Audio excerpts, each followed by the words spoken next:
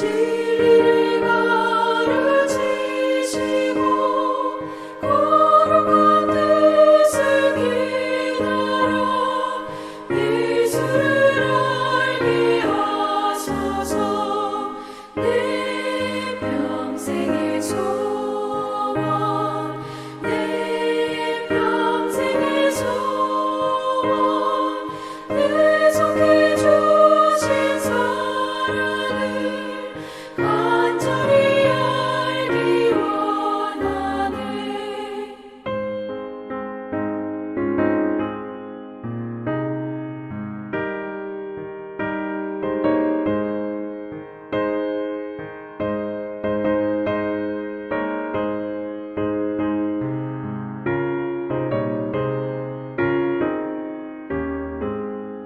성령의 감화 받아서 하나님 말씀 배우니 그 말씀 한 절 한 절이 내 맘에 교훈되도다. 내 평생의 소원, 내 평생의 소원, 계속해 주신 사랑을 간절히 알기 원하네. 예수가 계신 보좌는 영광에 둘려 있도다. 평화의 왕이 오시니 그 나라 왕성하도다. 내 평생의 소원, 내 평생의 소원, 계속해 주신 사랑을 간절히 알기 원하네.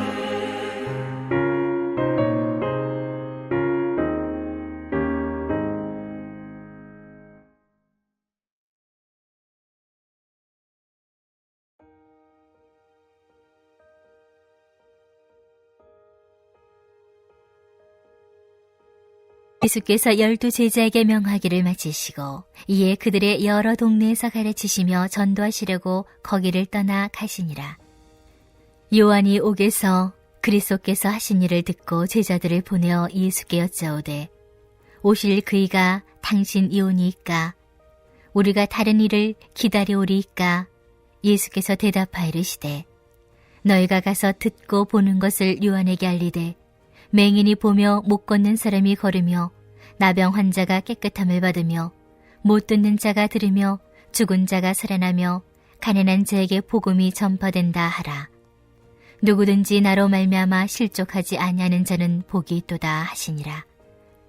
그들이 떠나매 예수께서 무리에게 요한에 대하여 말씀하시되 너희가 무엇을 보려고 광야에 나갔더냐? 바람에 흔들리는 갈대냐? 그러면 너희가 무엇을 보려고 나갔더냐? 부드러운 옷 입은 사람이냐? 부드러운 옷을 입은 사람들은 왕궁에 있느니라. 그러면 너희가 어찌하여 나갔더냐? 선지자를 보기 위함이었더냐? 옳다. 내가 너희에게 이르노니 선지자보다 더 나은 자니라. 기록된 바 보라, 내가 내 사자를 내 앞에 보내노니 그가 내 길을 내 앞에 준비하리라 하신 것이 이 사람에 대한 말씀이니라. 내가 진실로 너희에게 말하노니 여자가 낳은 자 중에 세례 요한보다 큰 이가 일어남이 없도다. 그러나 천국에서는 극히 작은 자라도 그보다 크니라. 세례 요한의 때부터 지금까지 천국은 침노를 당하나니 침노하는 자는 빼앗느니라. 모든 선지자와 율법이 예언한 것은 요한까지이니 만일 너희가 즐겨 받을진대 오리라 한 엘리야가 곧 이 사람이니라. 귀 있는 자는 들을지어다. 이 세대를 무엇으로 비유할까? 비유하건대 아이들이 장터에 앉아 제 동물을 불러 이르되 우리가 너희를 향하여 피리를 불어도 너희가 춤추지 않고 우리가 슬피 울어도 너희가 가슴을 치지 아니하였다 함과 같도다. 요한이 와서 먹지도 않고 마시지도 아니하매 그들이 말하기를 귀신이 들렸다 하더니 인자는 와서 먹고 마심에 말하기를 보라 먹기를 탐하고 포도주를 즐기는 사람이요 세리와 죄인의 친구로다 하니 지혜는 그 행한 일로 인하여 옳다함을 얻느니라. 오늘 우리는 흔들리지 않는 믿음이라는 제목으로 마태복음 11장의 말씀을 함께 나누고자 합니다. 세례 요한은 구약의 마지막 선지자였습니다. 그의 사명은 구약에서 예언된 메시아를 기다리는 것이었습니다. 당시 요한은 감옥에 갇혀 있었고 그곳에서 예수님이 행하신 일들에 대해서 들었습니다. 세례 요한은 그리스도가 의인을 구원하고 죄인을 심판할 것이라 기대했습니다. 하지만 예수님은 당시 사람들이 거룩하지 않다고 여겼던 세리와 죄인들과 교류하셨습니다. 세례 요한은 예수님이 그리스도이심을 믿었지만 예수님의 사역 방식은 요한이 기대했던 것과 달랐습니다.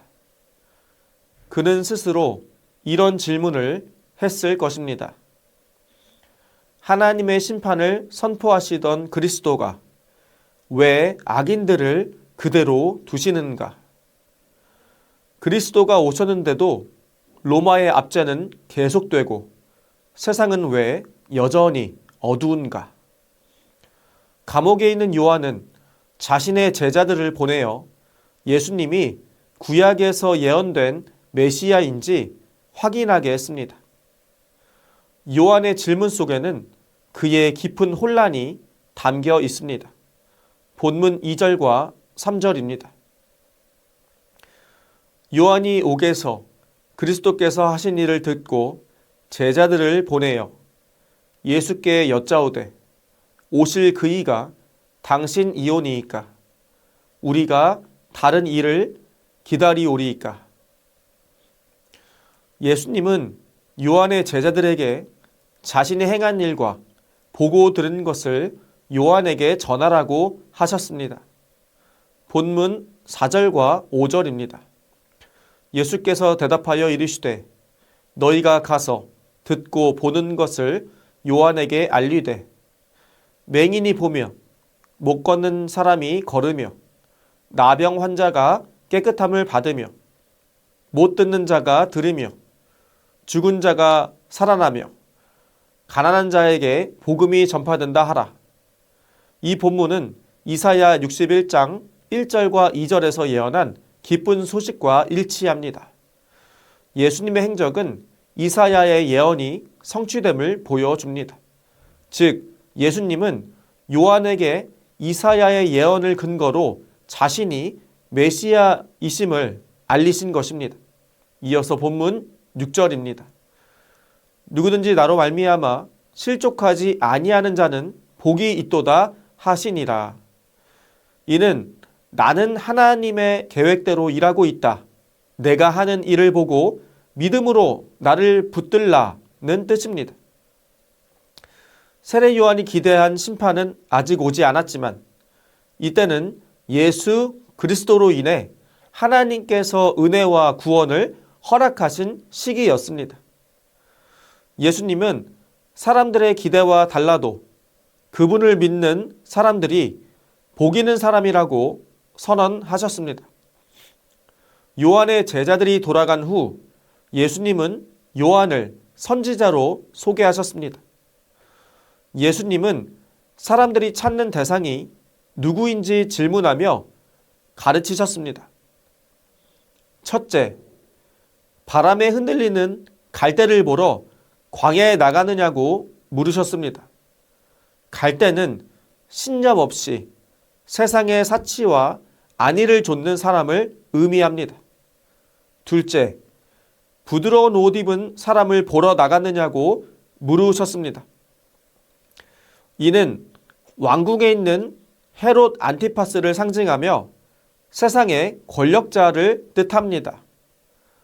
사람들이 광야로 간 이유는 위 두 대상 때문이 아니었습니다. 마지막으로 선지자를 보러 갔느냐고 물으셨습니다.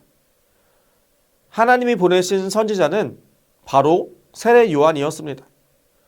예수님은 요한을 그리스도의 길을 준비한 전령이자 다른 선지자보다 더 큰 선지자라고 말씀하셨습니다. 그 이유는 요한이 직접 그리스도를 맞이하고 그 길을 준비했기 때문입니다.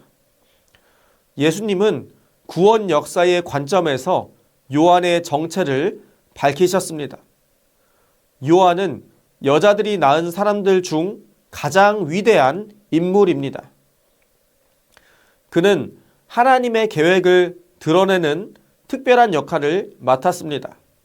하지만 옛 시대와 새 시대의 차이는 큽니다. 예수님은 새 시대에는 가장 작은 자조차 요한보다 더 크다고 말씀하셨습니다. 요한은 여자들이 낳은 사람 중 가장 위대하지만 예수 그리스도를 통해 거듭난 사람은 누구보다 더 위대합니다. 그 이유는 거듭난 사람이 하나님의 새로운 창조에 속하기 때문입니다. 천국은 요한 이후에도 고난을 겪었습니다. 하지만 고난은 하나님 나라가 임했다는 증거입니다. 예수 그리스도의 오심으로 천국이 도래했지만 헤롯 안티파스와 유대인들의 저항으로 폭력적 충돌이 있었습니다. 세례 요한은 하나님 나라가 오면 악이 심판받으리라 기대했습니다. 그러나 기대와 다른 상황에 낙심한 요한에게 예수님은 이 고난 자체가 하나님의 나라가 왔다는 표시라고 말씀하셨습니다. 오늘날 우리 신앙인에게도 적용됩니다. 그리스도를 믿어도 우리는 여전히 고난 속에 있습니다. 왜 하나님은 악을 빨리 심판하지 않으실까요? 예수님은 이 세대를 시장에 앉아 다른 아이들을 부르는 어린아이들과 같다고 비유하셨습니다. 한 아이들은 결혼식 놀이를 권했고 다른 아이들은 장례식 놀이를 권했습니다. 그러나 초대받은 아이들은 어느 쪽에도 참여하지 않았습니다. 결혼식 놀이와 장례식 놀이를 제안한 아이들은 이 세대 사람들, 거부한 아이들은 세례 요한과 예수님을 의미합니다. 이 세대는 요한과 예수님을 자기 방식대로 판단하고 비판했습니다. 세례 요한의 금욕, 예수님의 구원의 잔치를 자신들의 기준으로 평가했습니다. 하나님은 사람들이 세례 요한을 그리스도의 전령으로 예수님을 구약에서 예언한 메시아로 인정하길 원하셨습니다. 하지만 이 세대는 요한과 예수님을 오해하고 받아들이지 않았습니다. 오늘날 우리 세대도 비슷합니다. 주님이 우리 뜻대로 움직이지 않으면 불평합니다. 하지만 반응해야 할 대상은 주님이 아니라 우리 자신입니다. 우리는 하나님의 뜻에 따라 움직여야 합니다. 왜 하나님은 악한 세력을 빨리 심판하지 않으시고 고난을 겪는 의인들을 즉시 구원하지 않으실까요?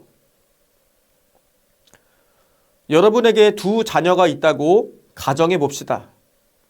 첫째는 이미 예수님을 영접했고 구원을 받았습니다.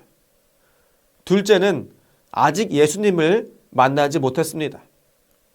이때 여러분은 하나님께 심판을 서둘러 달라고 요청하시겠습니까? 아니면 둘째가 예수님을 만날 때까지 심판을 잠시 미루어 달라고 요청하시겠습니까? 진정으로 자녀를 사랑하는 부모라면 후자를 선택할 것입니다.